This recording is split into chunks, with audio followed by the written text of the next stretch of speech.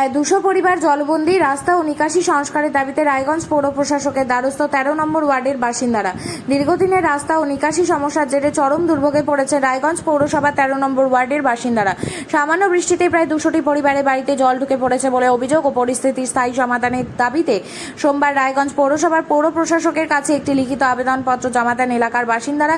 আবেদনপত্রে উল্লেখ করা হয়েছে, ওয়ার্ডের প্রধান রাস্তায় বিভিন্ন জায়গায় বড় বড় গর্ত তৈরি হয়েছে, ফলে সাধারণ মানুষের চলাচল অত্যন্ত দুর্বিষহ হয়ে উঠেছে। পাশাপাশি ভাঙাচোরা ও অপরিকল্পিত নিকাশি ব্যবস্থার কারণে বৃষ্টির জল দ্রুত বের হতে না পেরে রাস্তায় জমে থাকছে এবং সেই জল অনেক বাড়ির উঠোন ও ঘরের ভেতর পর্যন্ত ঢুকে পড়ছে।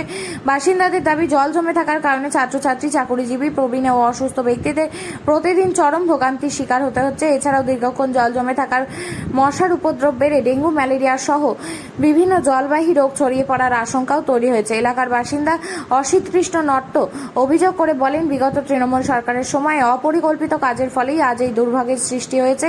দীর্ঘদিন ধরে সমস্যার সমাধান না হওয়ায় সাধারণ মানুষকে চরম কষ্টের মধ্যে দিয়ে দিন কাটাতে হচ্ছে। অন্যদিকে স্থায়ী বাসিন্দা বিশ্বজিৎ চক্রবর্তী বলেন, সামান্য বৃষ্টিতে প্রায় 200টি পরিবার জলবন্দী হয়ে পড়ে।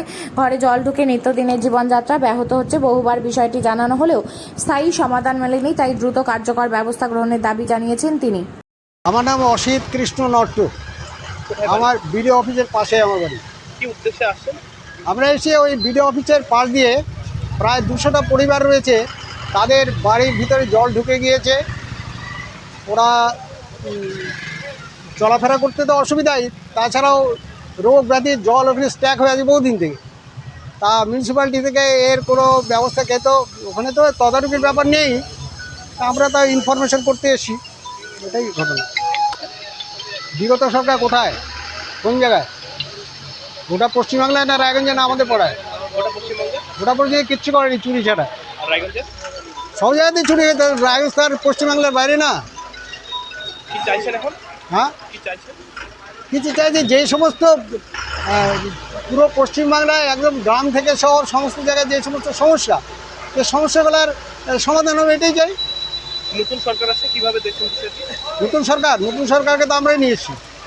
আমরা নতুন সরকারকে নিয়ে এসেছি এই ব্যবস্থাটা পরিবর্তনের জন্য। এখন দেখি, সরকারকে সময় দিতে হবে তো। আপনার ওয়ার্ডে কি কাজ হয়েছে কিসে কোন বিগত সরকারের আমলে? বিগত সরকারের আমলে কাজ হয়েছে বলতে এ তো বলা মুশকিল ওইভাবে।